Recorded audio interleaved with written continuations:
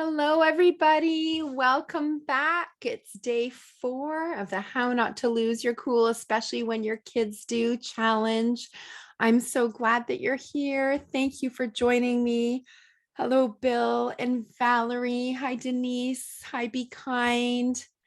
Hello, Michelle and Tiffany and Deanna. Hi, Tony and Christy. Thank you so much for being here. I'm wondering how you're feeling today. So on a scale of cat, drop a number in the comments. How are you feeling? And it's really important that we take the time to connect with how we're feeling. And if we can, give it a label. They say name it to tame it. So it's actually really empowering if we can label our feelings. So I'm going to stop sharing my screen in just a minute. But let us know in the chat. On a scale of cat, how are you feeling?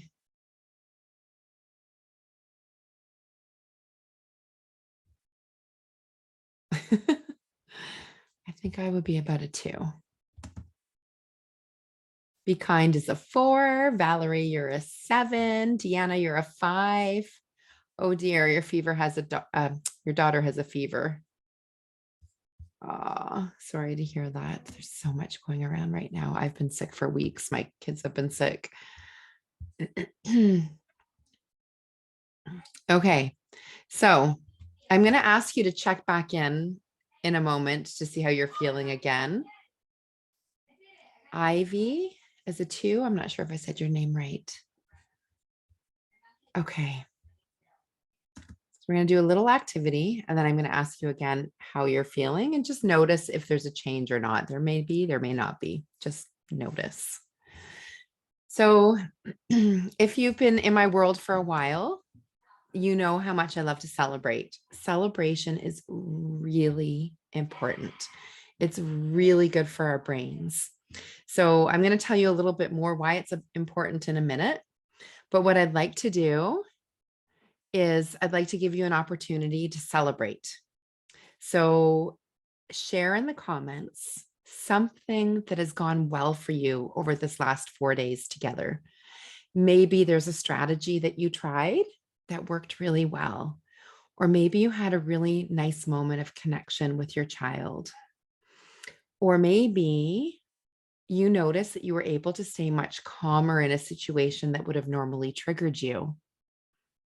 So take a moment and share in the comments. Maybe your celebration is that you are giving yourself this time. Like, congratulations, you've been here. This is day 4. Maybe you don't usually do things for yourself. So while you're taking some time to write about things that you'd like to celebrate, I'll tell you why it's good for us. So when we celebrate, our brains get a dose of feel-good neurotransmitters. And dose stands for dopamine, oxytocin, serotonin, and endorphins. And we talked about oxytocin yesterday. That's the love chemical. And when we help our kids to feel connected, when we listen to them deeply, when we validate their feelings, they get that oxytocin. Dopamine is very important for ADHD brains because ADHD brains have an imbalance of dopamine. We are not producing enough dopamine. And dopamine is required to fuel the prefrontal cortex. So dopamine is like the gas. If the prefrontal cortex is the engine, it needs the gas, the dopamine to make it run. And the prefrontal cortex, that's what's needed for all the executive functioning skills. Those are the skills you need for school, for planning, organizing, time management, dealing with constructive criticism, deciding if a behavior is socially acceptable or not, impulse control, all those things, the ability to like not blurt things out. All of those things happen in your prefrontal cortex, which requires dopamine. If your child takes ADHD medication, what that medication does, if it's a stimulant medication, it gives them the dopamine to their prefrontal cortex. That's what it's doing. And it also gives adrenaline to the prefrontal cortex, which is also needed. Um, so if you have a child who's on ADHD medications, you might notice that in the evening, the medications wear off and they may be much more difficult to manage. And those are the times when, maybe they have to do homework or there's other commitments that they have to do. And they're now off, like the meds have worn out and they've had a drop in dopamine. So finding ways to boost their dopamine is so beneficial, and celebration is a way to boost dopamine. And the good news is that your brain doesn't know the difference when you're celebrating. It doesn't know if you're celebrating something little or something big. So we all know like big celebrations, like maybe you got a new job, or you bought a new house, or you're at a wedding, or it's a birthday, or it's Diwali, or it's Christmas, or whatever it is. We Those are the big celebrations. But the little celebrations, like celebrating that your child brushed their teeth, you didn't have to ask 10 times, you asked once and they did it. Or you unloaded the dishwasher, like the dreaded job. Yes, I did it. Or we all have, like, I'm sure we all have like mountains of laundry everywhere, emptying the clean laundry basket and putting it all away. Like that's something to celebrate. Or if you have 3 things on your to-do list and you've completed one of the tasks, check mark, celebrate. So your brain doesn't know the difference whether you're celebrating something big or small. It's just like fireworks going off in your brain, that dose of the feel-good neurochemicals, dopamine, oxytocin, serotonin, and endorphins. So it's so good for you. The other thing your brain doesn't know the difference is whether you're celebrating for yourself or celebrating somebody else. So if somebody at work, for example, maybe they're being celebrated for accomplishment and you celebrate with them, your brain is getting the same benefits as if you're celebrating for yourself. Or if we're celebrating people in the ADHD village who are posting like wonderful things, like their kids' accomplishments or their own accomplishments, and we're like, yes, I'm so happy for you, we're getting the benefit. Now, it's not enough just to say, yay, I'm celebrating. Like you have to feel it. There's so much power when you connect thoughts and feelings. You have to actually feel the celebration. So something that can help you feel the celebration, and you can do this with your kids too, it's fun. Come up with a list of ways of things you'd like to do to celebrate. So do you like to do a happy dance? Do you like to do a high five? Do you like to do a fist bump? Do you like to raise the roof? Like, what do you like to do as a form of celebration? Do you like to hug? Whatever it is, sing a song. I don't know. Go outside and have extra playtime together, like whatever feels good to you in your body. I used to dance all the time. Like from the time I was 3, I was in ballet, and I've done every kind of dance: ballet, jazz, tap, belly dancing, folk dancing, swing dancing, salsa. Like I love dancing. And I noticed particularly when I was really struggling with my kids and really feeling like I was having what I called a nervous breakdown, but realized it was undiagnosed ADHD. But that desire to dance had like just gone. Like I had no desire to dance. And if you're feeling low energy, like doing those celebration kinds of things might feel kind of hard. And I remember saying to a friend once, like she was saying, well, celebrate. I said, I don't know how to celebrate. Like, what am I supposed to do? She said, well, do a little dance. And I was like, I don't even feel like doing a little dance. And so her suggestion was like, stand up and cursive write your name with your hips or with your knees or with your shoulders, just to get yourself moving. And actually, it feels really fun to do. So maybe while you're watching, you want to try. I'm going to do it. I'm going to look very silly, and that's okay. But like, that's a fun way. I'm doing it now. That's a fun way to do a little dance to get you moving if you don't know what to do or how to do it. And you can do it with your kids. I do it with my kindergarten kids all the time, not cursive writing, but just like using body parts to write letters. So use your elbow to make the letter L, and then do it with your hips. And it's fun. So celebrating is good for you.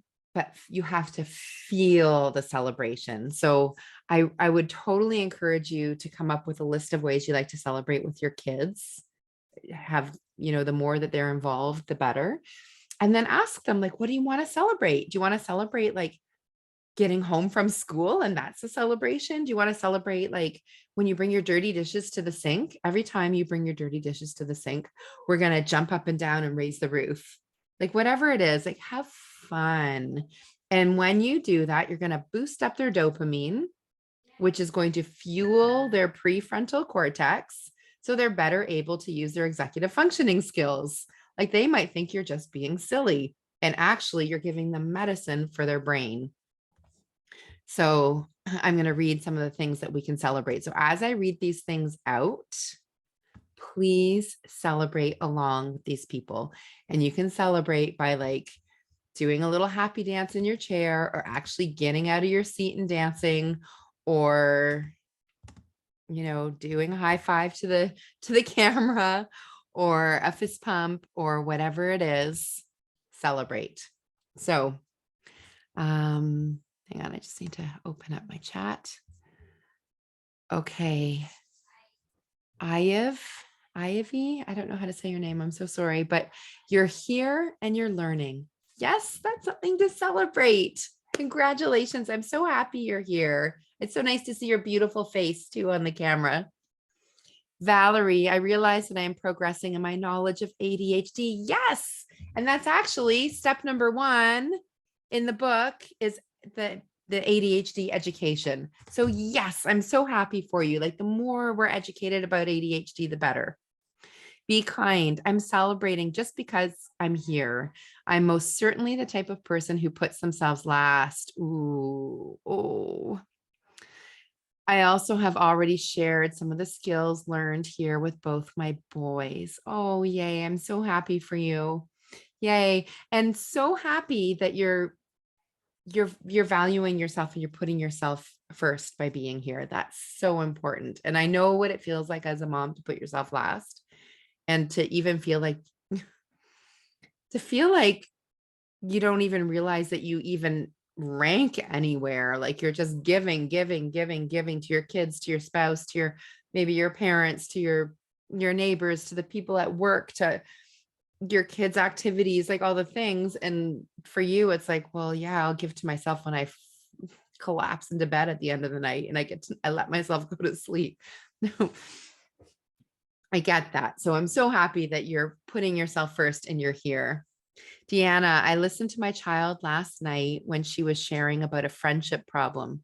Instead of trying to offer advice, I just listened. She vented and cried. Oh, so I held her and gave her a hug. And then she seemed better after she let it all out. Oh, that's so beautiful, Deanna. I'm so happy for you. I'm celebrating. I'm celebrating with a hug. So happy for you. Yeah, sometimes they don't want us to fix anything, or they don't need us to fix anything. They just need to get it out. And maybe sometimes after they get it out, then they might want us to help them. Be kind. I celebrated tonight when my 9-year-old remembered to use a bowl to eat over all on his own. Yay! Don't you love it when they do those things all by themselves? And like the simplest little things that you think other kids are doing this, like, why? It's so simple. Awesome. Yay. Christy, I'm going to celebrate that I let the kids play in the bounce house for over an hour while I read up on emails. Amazing. So they probably got all kinds of benefits from bouncing around in that house. And you got to catch up on what you needed to do for you without being there entertaining and doing all the things. Awesome. Yay. And I see be kind is encouraging. That's lovely. And Christy's encouraging. Lovely. Yay. I'm just going to check Facebook and see if anyone's commenting in there. Nobody in Facebook? Wait a minute. Hang on. Let me refresh it. Jenny, you're feeling a 6. You're frazzled. Jenny, what are you celebrating? Denise, hello from Toronto. Is it possible to have the Zoom link? I don't know. It's in the email, or maybe if somebody in Facebook can drop that in for you. Okay. Yay. So let's celebrate. Okay. So now I'm curious if I share that cat picture again. Let me see. How are you feeling on a scale of cat? So just drop your number in the comments. Now, how are you feeling? And just notice if your energy, if the vibration went up after doing the celebrations. I can't imagine it going down, but who knows? Everybody's different. Well, I guess it could go down if you're comparing yourself, right? If you're thinking, oh, that's good for that person and that's good for that person, and I didn't do that, and why couldn't I? And if you're doing that self comparison, then your vibration could go down. But if you were like truly celebrating and feeling the celebration in your body and like moving with the celebration, then that's going to give you that dose of dopamine, oxytocin, serotonin, and endorphins. And that should boost up your mood. So curious, did anything change for you? Let's see, Christy's a 6, Be Kind is a 2. Valerie's an 8. Oh, yay. The 8's so cute. Awesome. So that's so fun. And so like, this is something fun that you can do with your kids too. Cause after school, you always want to say to them, how was your day? What did you do at school? Nothing. What'd you learn? Nothing. I don't know. But if you have a graphic like this could like open up a conversation. So on a scale of cat, how are you feeling after school today? Or how was your day today? If you were a cat and you were at school today, what one of these faces would you make? And that's just kind of a fun way to open up a conversation with them. Usually asking them, what did you do at school today doesn't get you very far if they're anything like my boys. Okay, so we have been talking a lot about triggers, learning how to reduce our triggers, talking about behaviors and what's beneath the behaviors. And then yesterday we came up with ways to prevent escalations from happening and what to do in the heat of the moment. And I'm going to get into a little bit of that a little bit more deeply. And then we're going to do a visualization. At the end of the call today, I'm going to let you know about the Warrior Mama program. If you are not interested, then you can end the call when the lesson part is over. But if you are interested, you can stay on at the end. Oh, I lost my train of thought. Hang on a second. Do you remember the strategy that I shared? If you lose your train of thought, you do the lazy 8 on the side and you let your eyes follow, and usually the thought comes back. It did come back. That's so cool. Who knows if that was a fluke or not, but I heard that really does work. So I'm wondering, in the last 3 days, now we're on our 4th day, have you learned a lot? Do you feel supported? Like, are you enjoying this time together? And you can drop it in the comments if you'd like to. I'm hoping that you're getting a lot out of this. I am loving sharing this time and energy and space with you. And I do feel very honored that you have chosen me to spend this time with. And I'm also really, really thankful because you have kids with ADHD. I have my own kids with ADHD, students with ADHD, and the more humans who do this work, the better it is, because this is how we shift the parenting paradigm. This is how we educate others by educating ourselves first. And this is how we change the way the world treats our children with ADHD. So thank you for being here and for showing up for yourself and for your family. Okay. Yesterday, thank you, John. Yesterday, I shared some stats from Russell Barkley. And I shared that ADHD is actually more serious than the top 5 leading killers in the US. And you can actually take 13 years off of the life expectancy, or up to 21 years if you include accidents and suicide. And we said, and somebody had commented, and I think we were all in agreement that our children will not be one of those statistics because we are committed to making change for our children. We are committed to like doing the steps in this book, like the ADHD education and the parenting strategies and all the things. We are committed to supporting our kids so they don't become one of those stats. The good news is that ADHD is the most treatable disorder in psychiatry. And one of the leading ways to treat ADHD is parenting strategies, which is fabulous. And that's what you are all here learning right now. Yes, there are medications. And I can't comment on the medications because I don't have medical credentials. But I will say, I have two children with ADHD who are very different. Their ADHD presents very differently. One is on medication, one is not on medication. And that just seems to fit my life perfectly because I don't know if it's my ADHD or what it is, but it's always like I'm always on the different spectrums. I always want different opinions. Like ever since my kids were born, we've always had a pediatrician and a naturopath. And often their views conflicted. so I've got one who's medicated and one who's not medicated. That's just the way it is. So it's whatever works for your child. Everyone's individual, whatever works for your family. But yeah, so medication, obviously, like if your child's diagnosed with ADHD, that's usually the first thing that a doctor will do is they'll prescribe medication. And if you don't want that route, then it's kind of up to you to look into some other natural solutions.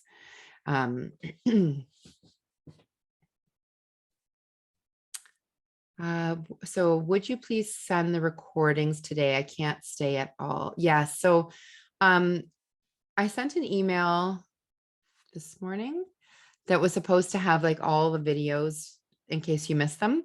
But some of you pointed out to me that day 3 actually had day 2's video. So I've got to go back and fix that.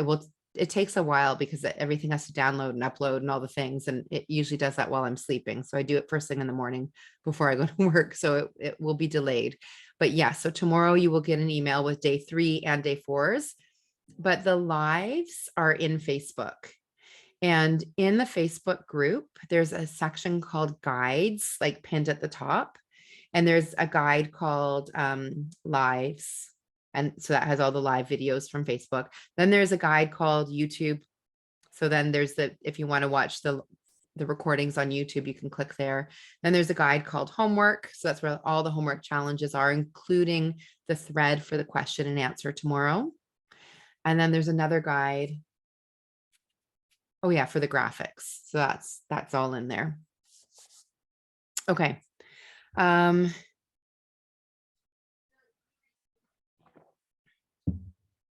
Okay.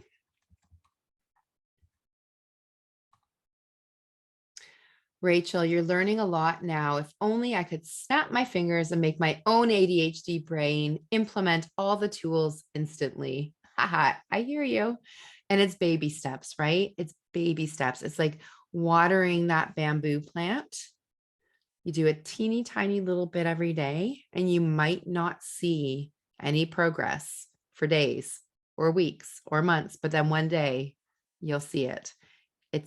You are making a difference every single day. And we can't do it all at once. Rome wasn't built in a day. We can't do everything all at once. And even like the thought of doing everything all at once is completely overwhelming, right? So little baby steps every day. Yes, Jenny, be kind to yourself and just keep trying. Absolutely. We have to have compassion for ourselves. And it can be hard raising kids with ADHD, right? They take us to places of fear and anxiety and anger and frustration and explosiveness that we didn't even know existed in us. And we can find ourselves yelling and losing it and reacting in ways that we never have before. And that's why we need support. Like there's nothing wrong with having those feelings, but we want to be able to process our feelings in a healthy way. We don't want to be reactive. We want to process our feelings and be able to be responsive rather than reactive. So I'll just quickly summarize a little bit from yesterday, and then we'll get into our visualization. So yesterday we talked about ways to prevent those explosions because we want to be proactive as much as possible. The number one way to prevent, does anyone remember? Type it in the comments. I'll give you just a couple seconds. The number one strategy to prevent explosions, yours and theirs. Yes, be kind. You've got it. Self-care. Yes, Jenny, you've got it. Self-care. And actually, this is what motivated Sarah Nicorek and I to create Putting Mama First. And I'm just going to talk about it really quickly because I'm super excited about this event. Putting Mama First is a virtual retreat, and it will be November 7th, 8th, and 9th. Oh, hello, I hear a child. Jennifer, I'm going to mute you. Okay. So November 7th, 8th, and 9th, it's a free virtual event. It's free for everybody. And honestly, like Sarah and I do this all the time. We talk about the event. We're so excited. It's been a half a year in the making. And like we get teary-eyed when we talk about it because like if you have found this past few days helpful, like you are going to be blown away. The people, we've brought together 32 experts in all different fields. And it's not like a summit where you sit and you watch interviews. So if you've seen my previous summits, I've done 2 pre-recorded, and then I just did the live one with Bob Dietrich. It's interviews, right? Asking questions, getting answers. And yes, they're super duper informative and I love them. It's one of my favorite things, but Putting Mama First is there, like we're trying to have it feel like a retreat or a spa, like where you do something. It's an immersive experience, and especially designed for moms who totally forget about self-care, forget that they actually need to be at the top of the list at least some of the time, right? We need to take care of ourselves. So if you haven't registered for it yet, please do www.puttingmamafirst.com. There's meditations, there's womb wellness meditation. There's a very sexy womb wellness meditation, which is something a little bit outside of my comfort zone. And that's why it was important to include. There are art activities. There's a meditation that's a I always say it wrong. Mandela meditation. We have a beautiful harpist who plays music, and we meditate with harp music. There's obviously lots of meditations. There's dancing, there's singing, there's laughter yoga, which is hysterical. And I had no idea like how much self-love would actually be involved in laughter yoga. Anyway, I'll stop talking about it because I could talk about it all night. But yeah, self-care is super duper important. Second thing is to meet your child's needs. So meet your child's needs, meaning their self-care, their basic needs. Like, are they well fed with protein? Giving them protein bites like every 2 hours can go a long way. Are they hydrated? Are they getting enough sleep? Are they getting enough connection time and hugs and all the things? Are they feeling loved and safe and valued?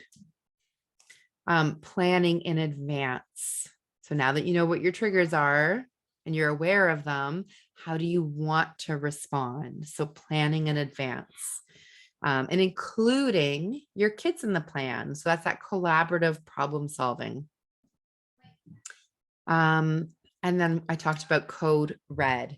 So you can use code red between yourself and your parenting partner.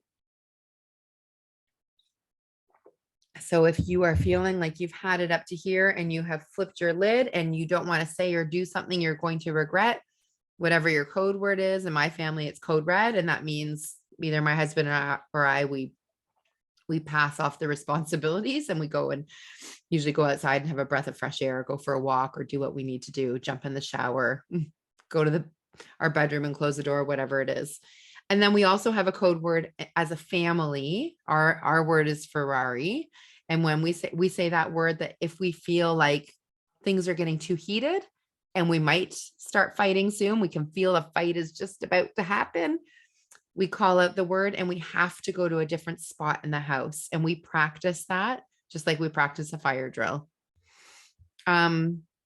So those are the preventative strategies. And then in the heat of the moment, stop, take a deep breath, connect with your child, and you're connecting with eye contact and connecting to their core needs. So I love you. You're okay. You're safe. I'm here for you. And that is like a pattern interrupt. So they might be expecting, they've got these big emotional outbursts. They might be expecting you to yell or be reactive or whatever, or tell them not to do that thing, because that's typically the reaction that they probably usually get, right? Like, don't do that. Don't hit your brother. Don't. But if you just look at them and say, I love you, you're okay. I've got you. It jolts their brain. What it also does is their brains predict responses. So if they push their brother to the floor and they know they're going to get in trouble for that, and then they get in trouble for that, their brain gets a hit of dopamine, and it's rewarding. Dopamine's rewarding. So then their brain's like, oh, when I push my brother, I get a hit of dopamine and it feels good. I'm going to do it again. So by, you reacting in a way that maybe that we're thinking is helpful, because maybe that's like traditionally what we've been brought up with, it actually has the opposite effect. So they push their brother to the floor. I usually go to the hurt child first, like, are you okay, sweetheart? I love you. Are you okay? And then the kid who's done the hurting, I love you. You are safe. Like, whoa, I just pushed my brother over and you're telling me you love me. I'm safe. Like, what is going on? Okay. So stop, take a deep breath, connect, then take a second breath. And that breath is to co-regulate your child. Then you want to remember love, listen deeply, and validate their feelings. So once that little brother that was pushed over is okay and settled, then I would go to the child and say, wow, tell me what happened. You pushed your brother over. What's up with that? Let them talk. Yeah, I can imagine you were pretty upset because your brother called you a blah, blah, blah. I get that. That would be upsetting for me too. I don't like to get called names. So you just take some time to listen, validate their feelings. Your face and your tone of voice, your body language, all that is mirroring what they're feeling. You're not agreeing with them. Like, you're not like, yeah, of course you push your brother. I would want to push him too. Like, you're not telling them that they're right necessarily. You don't have to agree with them. You're just listening and understanding where they're coming from, and still not correcting the behavior, not yet. And then you can offer them a strategy. So in your pre-planning, have your child, make a list with you of things that they can do when they're upset, when they're angry, when they're sad, and offer them one of those strategies. Like, do you need to go for a walk? Do you want a hug? My kids like showers and baths for strategies, weighted blanket, bouncing on an exercise ball, jumping on a trampoline, punching a punching bag, like whatever it is, offer a couple strategies. Maybe you have a calming corner in your house where you have like fun little fidgets and like those sensory bottles and things like that. Maybe they just need to go there and just bring themselves down. Once they're calm, and it could be hours later, it could be the next day, but that's when you go in and address the behavior. You do need to address the behavior. It does need to be talked about and problem solved around, and you do need to have that rational conversation. I'm not necessarily saying a consequence. I'm just saying it has to be addressed, the behavior, but not when emotions are high, because when emotions are high, intelligence is low. Okay. It is time to step into your power.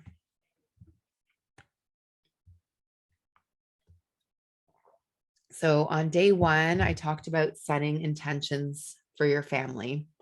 And I said, like, one of my big intentions is that I am raising incredible humans We want to try to stretch our intentions to be big so that when our paddle board is off balance, and even if we fall right off our paddle board, we can still connect to our intention. We don't want to fail our intention. So if my intention, which it had been before, was like, I want to be calm. I just want to be calm. Always, I always want to be calm. Well, guess what? I'm human and I have human emotions. And emotions, feeling all the emotions are part of being human. So when I felt angry, guess what? I've just failed my intention, that I'm out of alignment. And we talked about what do you need to do to bring yourself back into alignment so you can focus on your attention. So think about what your intention is for your family. What is it that you really want for your family? For me, it's I'm raising incredible humans and we're going to have a beautiful life together. And when they're older, they're going to love to spend time with me. And I'm going to have grandchildren to play with, and we're going to have family vacations together. And just kind of picture, like, what is it that you really want for your family? So you have the power to decide, to choose the future that you want for you and your family. So where your focus goes, your energy flows. Our thoughts are powerful. We've learned that 95% of our thoughts are automatic, meaning that they happen without our conscious awareness. We actually have 60 to 70,000 thoughts per day or more. I'm sure if you have an ADHD brain, you have more. 90% of our thoughts are negative. So 90% of 70,000 thoughts are negative. I don't know what the numbers are on that, but that's tens of thousands of negative thoughts that we have automatically every day. So when you have those negative thoughts, don't beat yourself up for it. It means your brain is working normally. It's normal. But we know that we can actually decide if our thoughts are true or not. We don't have to believe every thought that jumps into our head. They're just sentences in our brain, and we can choose whether we believe them or not. So here's an example. I woke up early one morning, and the first thought that jumped into my head was, I'm not doing enough for my son. He needs a tutor. And I talked about this. When I stayed with that line of that train of thought, I got myself completely worked up and anxious, ended up snapping at my husband, snapping at my kids. Now, if I have that thought, because it can happen like that, these thoughts jump into our heads. If I catch myself quickly, I'm not doing enough, I can say, thank you, brain. Thanks for keeping me safe. Thanks for doing your job. I've got this. I am actually doing a kick-ass job with my kids. And yes, I am imperfectly human. So yeah, I'm not always going to do things right. I make mistakes. But guess what? I've created like the ADHD village, which is a support for me and my kids too. And I've learned so much about ADHD and how to support ADHD that I'm a leader and I have helped thousands of families. So what is this definition of enough anyway? Because I'm definitely doing enough. So I know that one of my core needs is to feel enough. We also want to feel safe and feel loved. So when I notice my thoughts, like I'm not doing enough, I can just say, thank you, brain. Like, thanks, but I'm not going to believe that thought. And I can list all the reasons why. And while I'm listing those reasons why, I can feel really good about myself and pump myself up. So I think on one of the days I had talked to you about being human beings, not human doings. And I said, just write a list anyway of all the things that you do. So when I just said do. So, so when you feel like I'm not doing enough or I should be doing more, look at your list. Look at all the things you're doing and pump yourself up. Celebrate yourself.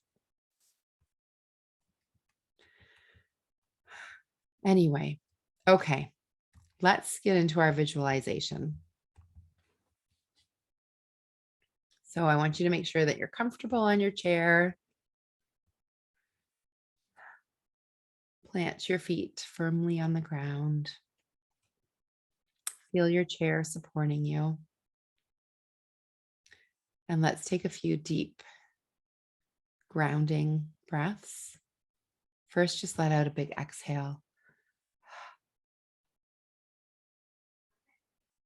And breathe in for 4 and out for 8. In, 2, 3, 4. Out, 2, 3, 4, 5, 6, 7, 8. And another one. In, 2, 3, 4. Out, 2, 3, 4, 5, 6, 7, 8. Just roll your shoulders. Notice if you have tension in your neck, your back. And just try to soften and let yourself relax. And if you'd like to close your eyes, and I'd like you to imagine that you're standing in a hallway.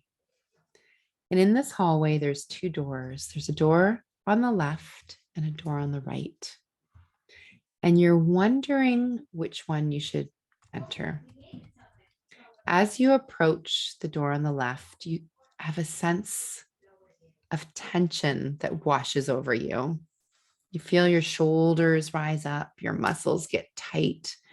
You can feel a fluttering in your chest and a squeezing in your stomach. You can hear voices coming from the other side of the door, and they're familiar voices. They're the voices of people you love. It's your family. And they're arguing, "Mom, he did this," or "Mom, she did that." You listen to the accusations and the yelling, and you hear your own voice yelling, and you know what's happening. You've lived this before. It's familiar and it's comfortable. You go inside, you look around the room, and just picture the room. Maybe it's your living room or your rec room, or maybe it's your backyard or your kitchen. Maybe it's your cottage. So look around the room and what's happening. So this is a familiar story in your family. What's your family doing? What's their body language saying? What are the words they're saying and what does it sound like? So you look at these people. These are the people you love. It's familiar. You've been through it before and you know how it's going to end. The chaos will come. There will be all the triggers and all the buttons will be pushed. It may be that your kids aren't listening to you and you're not being heard. You might be saying something 100 times and they just don't seem to care. They might be melting down over the littlest thing or swearing at their younger siblings, knocking a sibling over, name calling, disrespecting you. The room is messy, and you know the one who's expected to tidy it all up. That's you. You're the one who has to handle the emotions in the room, your emotions, your spouse's emotions, your kids' emotions, and everybody just seems to be triggering each other more and more, and the energy is escalating. You can feel yourself getting really triggered. You're overwhelmed. You feel disrespected. You feel judged. You feel like your voice doesn't matter. Maybe it feels unsafe or like you're not loved. And you have no idea in this moment how you're going to keep your cool. You know, you've got all these strategies, but you're not able to access them because you are way too overwhelmed. You lose it. The same pattern happens, that old familiar pattern. You feel defeated, you feel invisible. And even though you're in the room with your family, the people you love, you feel alone. And then there's those feelings of guilt and shame for how you reacted.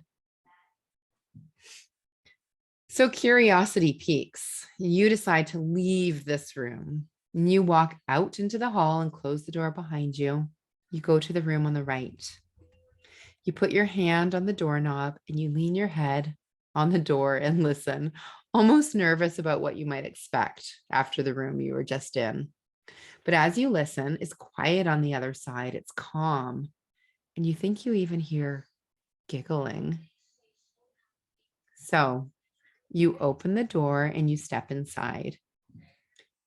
Instantly, you can feel the tension leaving your body. You can feel your shoulders relax. You feel lighter, relieved. And as you look around the room at your family, they're safe, they're calm. You have this feeling of gratitude. You can feel a smile forming on your lips. Take a deep breath now.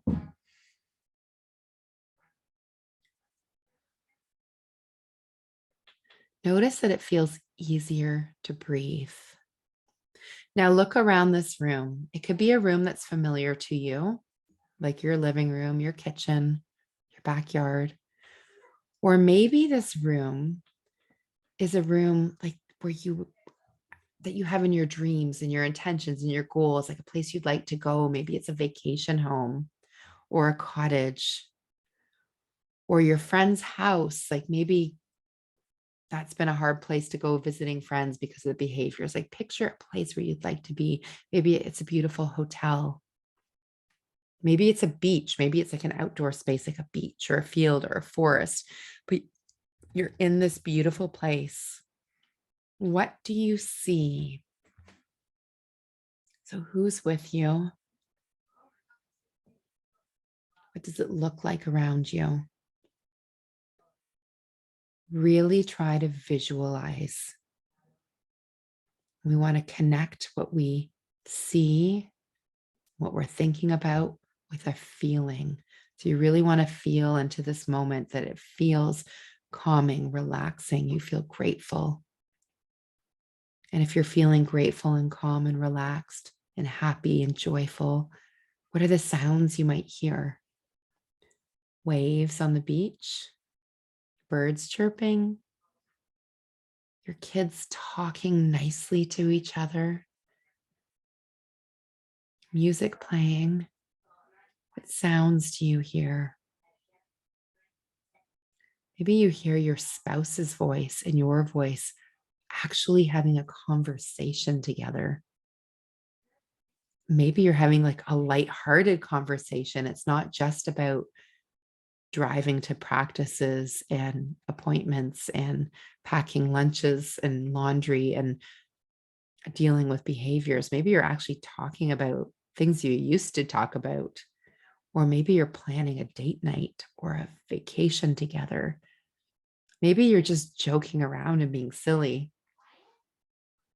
What are your kids doing? Can you see them? Can you hear them? Are they playing together? Maybe reading a book and enjoying a book. Maybe they're singing or dancing, kicking a soccer ball, throwing a football, swimming. What do you see your child doing?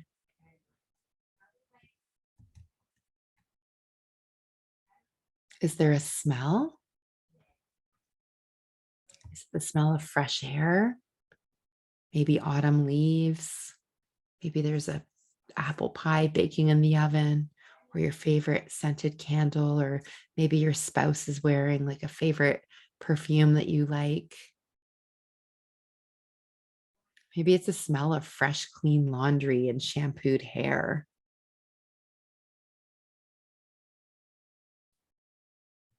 Maybe it's your favorite essential oil or fresh flowers.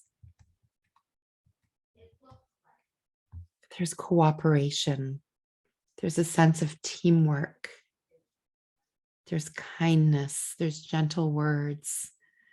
You feel calm and confident because you know in this room, in this space, you have the tools to handle escalations. You have the tools to cool yourself and your whole family down when you need to. And when the escalations start, everyone is able to manage. There are kind words, calm discussions. You're able to communicate your feelings in a rational way. You feel connected, you're getting along, playing nicely. In this space, you have time for yourself.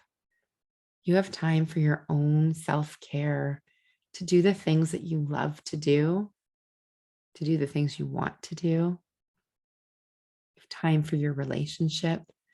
You might even have time for your friends or projects that you've wanted to do that you haven't been able to do. You have more time. Everything you need is in this room to keep your cool.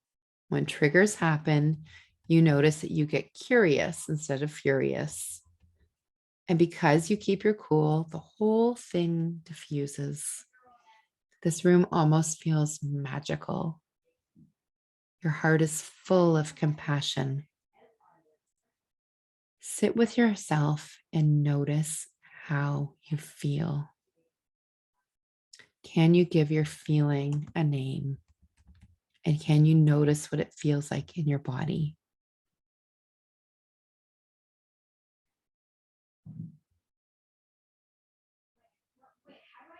Maybe you feel a lightness, a smile on your face. Your eyes are wider. You're standing tall and open. What is the feeling? Is it joy? Is it hope?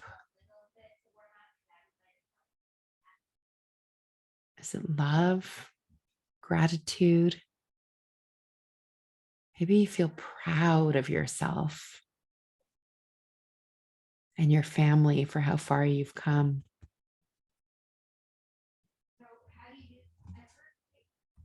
You wonder if this is too good to be true.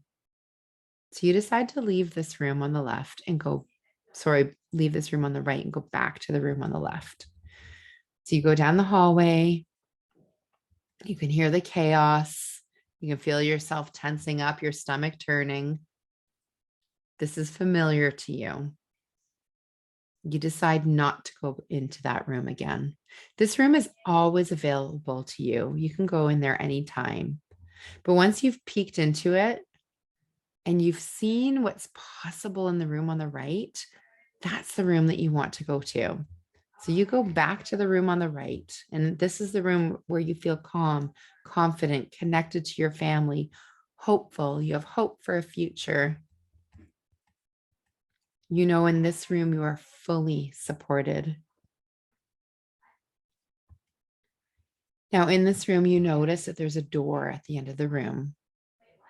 And at the back of that room where the door is, there's a white light around the door. So I want you to walk through that door and join me back here in our Zoom call, in your chair, in front of your computer or your phone.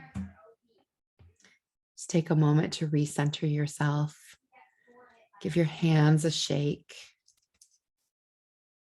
And notice how you feel. And if you can share in the comments, let me know, how did you feel during that experience? I'll just give you a minute to think about it.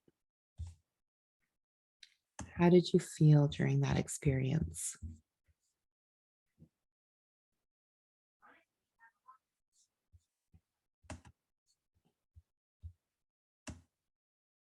Deanna, much calmer and content in the room on the right.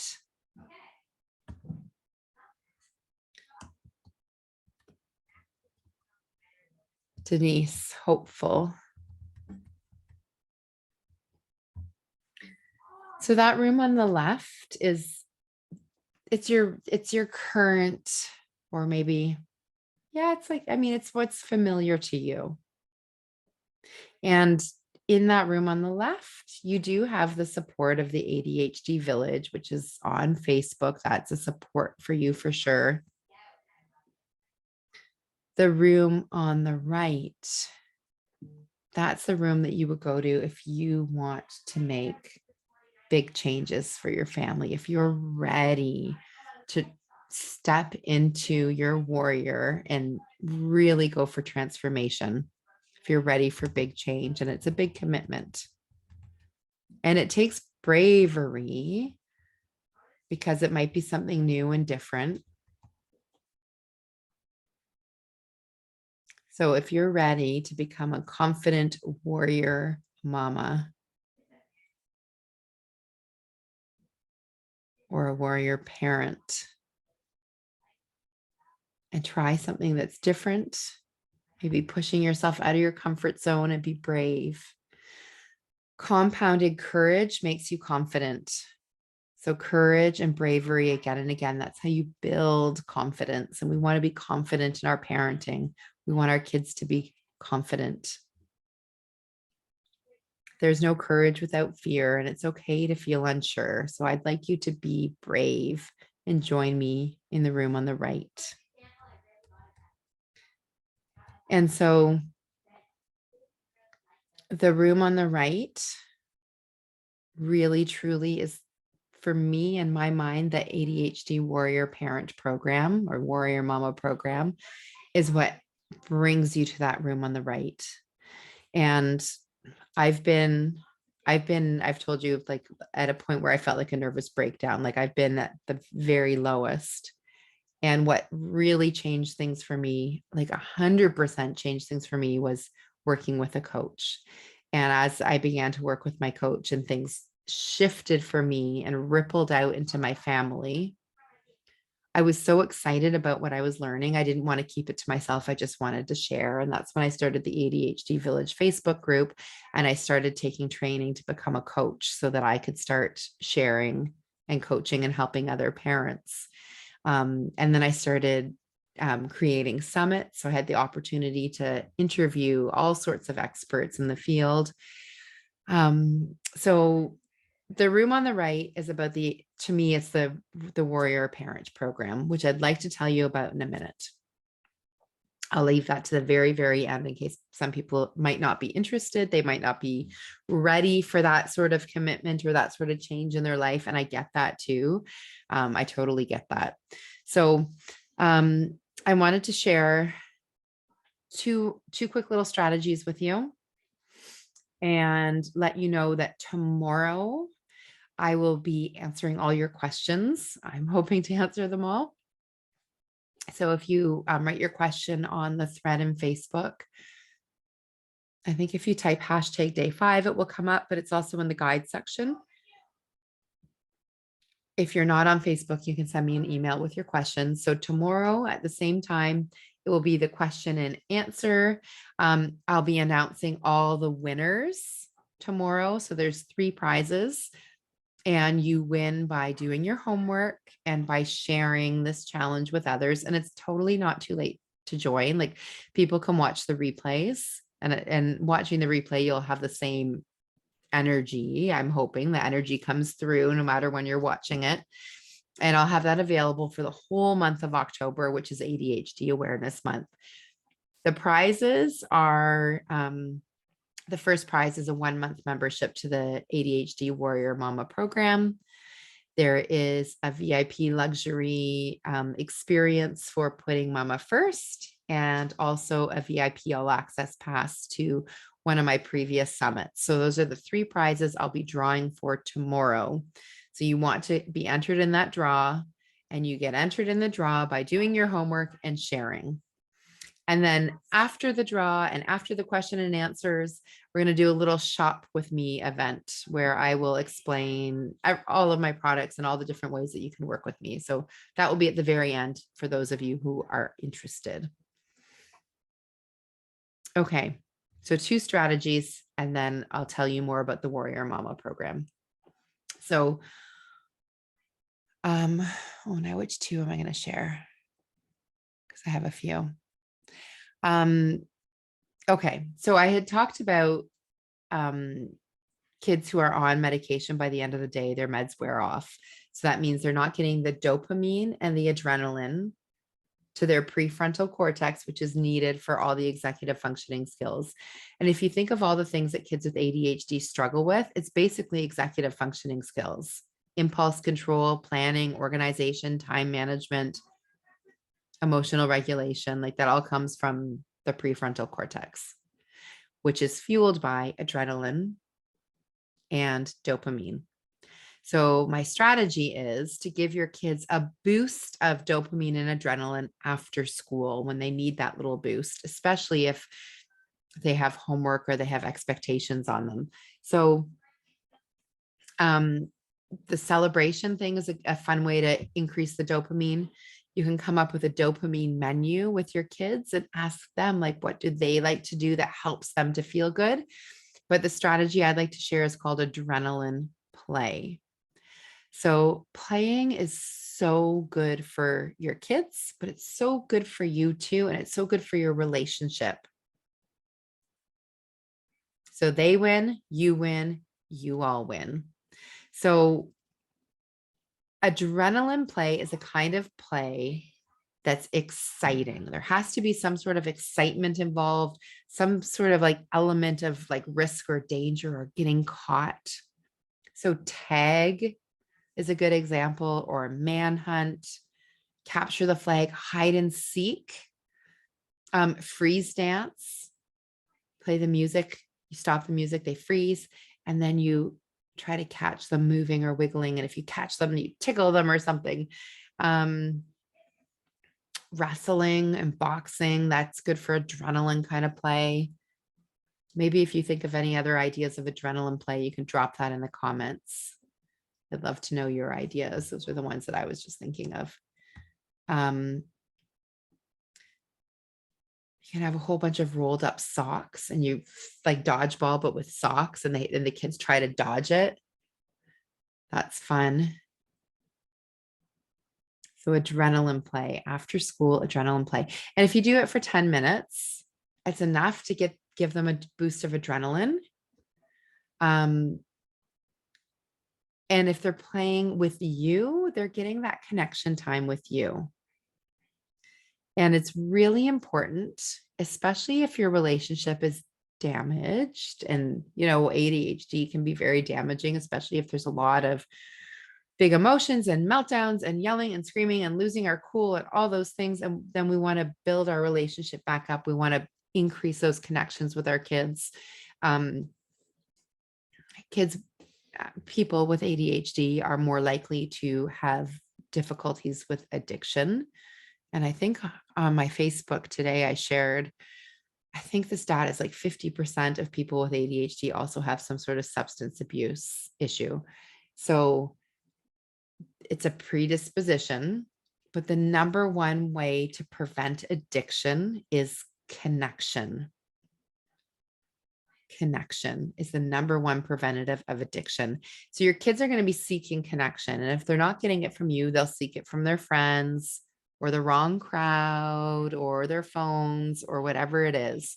So my second strategy kind of ties into that adrenaline play. And you can call it special time or limbic bonding time or connection time. I like to think of it as like a bank. And when you spend 10 minutes a day connecting with your child, it's like you're putting connection coins in the bank and you're filling their bank up with connections, which is helping to stabilize their paddleboard. So if something goes wrong, something throws them off, they feel more stable and more balanced because their connection bank is full. And the way that you do this, and I try to have a goal of 10 minutes a day per child, or you could do 5 minutes a day per child, or you could do 10 minutes with one child one day and 10 minutes with another child the next day, however you can work it out. Some moms do it weekly, like Friday night is a special night where they go out for ice cream. And the one mom I'm thinking of, she has 3 kids and she just rotates through. So every 3 weeks, that's their special time. But however you can do it, if you are in a point where your relationship is not very good, every single day is what would be needed. And connection time is child-led. So if your child is smaller, they're leading the play. If you have like a 5-year-old or a 6-year-old, you're on the floor playing them, playing with the toys, building with them. This is not a time for any kind of parenting, any kind of correcting or fixing. You're just playing and they are leading the play. If your kids are a little bit older, they're still leading whatever it is. Maybe they're choosing a card game or a board game, or maybe they're choosing just to talk about something, or maybe it's kicking a soccer ball. And if they're teenagers, maybe it's video games. Maybe you play the video game with them, or maybe you're just sitting and watching and asking questions like, "Ooh, that's really cool. Why did you choose that weapon?" Or, "Ooh, I like your avatar," or like, "How did you get that skin?" Like asking like questions to show genuine interest. Whatever works for your family, whatever works for your child. But for that time commitment that you're making, whether it's 5 or 10 minutes, there's no correcting, there's no like parenting. It's just you're connecting, you're focusing on the connection. And those two things, the adrenaline play and the connection time or limbic bonding or whatever you want to call it, that will go a long way. And I think if you take any strategies out of today, those might be the two best ones. The connection time. Kids want to feel loved. They need to feel loved. They need to feel safe. They need to feel valued. That connection time is going to meet those needs. They'll feel loved. They'll feel safe with you. And they'll feel valued because their ideas, you're accepting them. They're important. Like it's important. Their idea for how to play is being accepted, and they get to have that leadership in what's happening. At school, they may not have a lot of that leadership, or with other kids, they might not have that leadership, but with you in that moment, and even if it means like I'm looking at my son's Star Wars Lego figures and all the times that we just played, and he would have me like set up little armies and do the little things like, oh goodness, am I going to play like Lego armies again? But like whatever it is that they are into, you're showing an interest in it. And that connection time will help with the oxytocin flowing for both of you. The playing gets the dopamine going and the adrenaline play. But so you're both going to be getting that dose of those feel-good neurotransmitters. So you win, they win, you all win as a family. And those feel-good neurotransmitters, they turn on the executive functioning skills. They calm the stress levels. And they increase the joy. It allows kids to feel safe. It allows them to take risks, to feel connected. It's going to help you to feel calmer and more joyful. Truly, like playing's fun. That's why I love kindergarten. I'm qualified to teach up to grade 10, but kindergarten's where the fun is. That's where the joy is. Like I tell the principals in my school all the time, like if you're feeling stressed and overwhelmed with all the paperwork in the office, just come to my classroom for a little while and just feel the joy. Feel your kids' joy.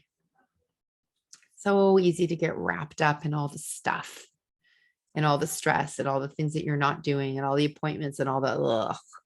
But just if you can take 10 minutes to just connect with your child and feel the joy and just love those moments, your vibrational energy will be in the best place in gratitude and joy and love.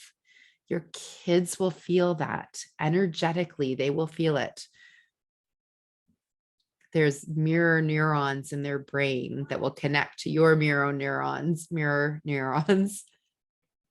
Like scientifically, this is proven that it will benefit them. So yeah, that's such a beautiful thing, that connection time. So I'm going to stop there. If you would like to leave now and join me tomorrow for the question and answer, I love you. Thank you for being here. And if you want to stay on and learn about the Warrior Mama program, please do stay on and I'll tell you a little bit about it. So it's up to you what you decide. So I used to, when I did these challenges, not say a whole lot about the Warrior Mama program during the challenge. And I just told people, if you're interested, book a call with me and we'll talk about it. I don't do that anymore because a few reasons. One, for me, for you, for us, like I win, you win, we all win. And right now, I don't have the time to tell each person individually about the program. So I'm going to tell people kind of like as a group.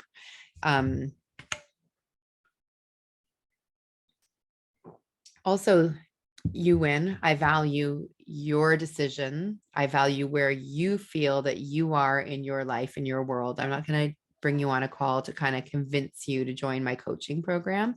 I'm not about that. This is for people who are excited about the possibility, like that room on the right. If that was really exciting to you and you feel like you really want to get there, if you feel like I might be the person who would be a good mentor, a good coach for you, and you think that working with me is going to help you to make the changes in your life that you need to change to bring like calm and confidence and connection into your family, if like that's something that excites you, then you're going to know it. Like, I'm not going to convince you of it. So I'll tell you what the program is about. So it's a 1-year program. So I do offer private coaching and there's different packages for the private coaching. I start at a 3-month package. There's a reason why I start at 3 months. It takes, what's the number? 67 days for real, like to rewire your brain. So it takes time to make the changes. There's no such thing as a quick fix, as you know, with ADHD, because you've been trying all the things. And there are so many strategies out there, like you can Google all kinds of strategies. But in order for them really to work, you have to be energetically and emotionally able to implement all those strategies. And that's what coaching really helps you with. So I do offer the private coaching, and then I offer my signature transformational program, which is the 1-year program. And I love that it's 1 year because it's 1 year of support. I take you through the whole cycle, like all the holidays, all the birthdays, all the whatever, like a whole cycle. So you go through everything with support. And the program's based on, so there's the educational component where we learn about ADHD. There's a huge parenting component where we learn strategies. And then there's the work that we do on our own selves, with our own energetics, with our own emotions, with our own thoughts. And truly, I don't know if anyone follows Brooke Castillo from the Life Coach School, but she has a fascinating tagline right now. It's my life changed with one sentence. So of course you click to find out what the sentence is. And the sentence is, your thoughts create your feelings. Your thoughts create your feelings. So it's not your circumstance. It's not the situation. It's not what's happening in the world around you. It's not the fact that your child or your family or all of you have ADHD that's creating these yucky feelings. It's your thought about those circumstances, about what's going on around you. So your thoughts create your feelings drive your actions. I'm going back to the story that I shared, like when I woke up feeling anxious and had all those horrible thoughts, and then it caused me to, be snappy and all the things. Whereas if I had caught that negative thought quick enough before it snowballed, and my actions would have been completely different. So it is our thoughts that create our feelings. and our feelings drive our actions, and that gives us the consequence that we want. So the in my situation, me, snapping up and fighting with my husband and then snapping at my child, and then the consequence was my kid went to school without having a great start to his morning. So he was already stressed before he got to school. And even the car ride to school was miserable because the boys were fighting in the car. Like, so my consequence was like this stressful school day, which is not what I wanted. I wanted, the whole thing started because I thought my son needs a tutor, because I wanted to make school easier for him. So it all starts with our own thoughts. And that is really like what we do a lot of in the program, is we look at our thoughts, we analyze our thoughts, we learn how to process emotions, how to really pick our thoughts apart, question our thoughts.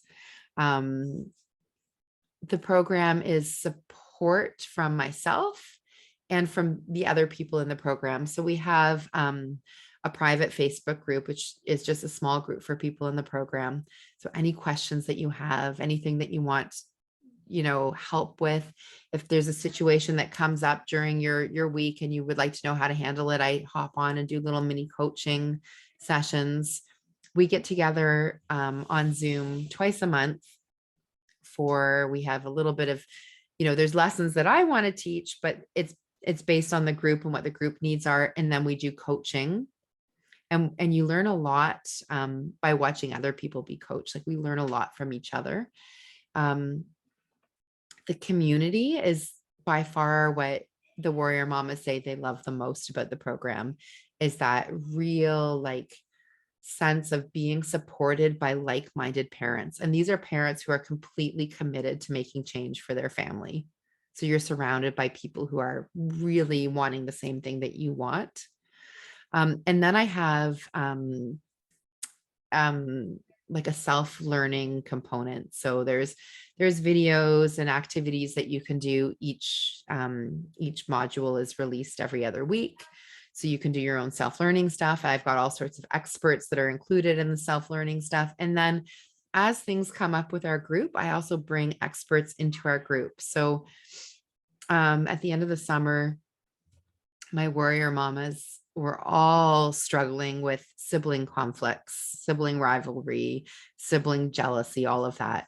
So I brought in Jennifer Kaleri from Connected Parenting, and she did a whole session on sibling rivalry with us. And then I also brought in another parenting expert, Sonali. Oh gosh, I can't remember her last name. Anyway, she came in and she talked about how to help the siblings of the child with the special needs. So whatever the needs are within the group, I've got so many connections now through doing all these summits. I reach out to the experts and I bring them into the group. So you would have a chance, like we had Donna Matthews come in when parents were talking about really struggling about one person being on this path of positive conscious parenting, but their partner being set in their ways and not wanting to change. And so that was causing a lot of conflict in the marriage. So I brought in Dr. Donna Matthews to talk about that. So whatever the needs of the group are. So the program's never the same for one group. It's always evolving and changing. But I think that's kind of like the gist of it. The basic is you're having 1 year of support. You're getting strategies. You're getting the education. You're getting the coaching. So you can go and try your strategies and then test them out, get your feedback on that. So that's kind of, that's the general. I don't know if anyone has any questions about the Warrior Mama program. You can jot the questions down. If you feel like this is something for you and something that you'd really like to investigate more, I will put my link to my calendar, my Calendly link in the Facebook group. Actually, I should be able to put it in the chat too, maybe. And I'll also email it out. So if this is something, I think I would love, love, love to have you. I'm forming my new fall group right now. I don't think I can do this while I'm talking. Maybe I can. If you bear with me, I can.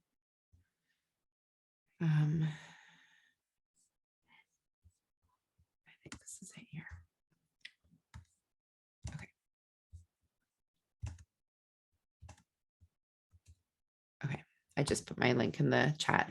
Yeah. So if you feel like you would like private coaching, or this Warrior Mama program might be the next best step for you, then please book a call with me. I'd love to talk to you about it more. I don't let anybody into the program without having like that interview first, because I want to make sure that you're a good fit for the group, that you have like the same commitment and the same values as the parents in the group, and that I want you to make sure that after talking with me that you feel like I would be a good coach for you. So we both have to make sure.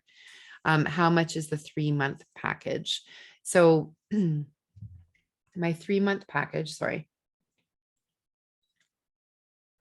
is 2,200. And so that's 12 private sessions.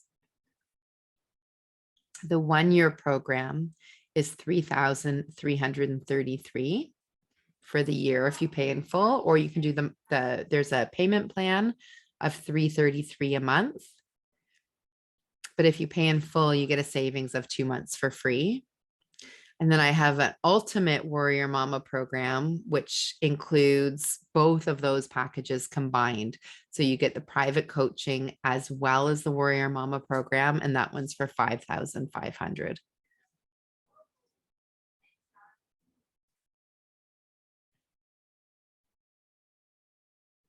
Are there any other questions? Let me look on Facebook and see if there's questions there.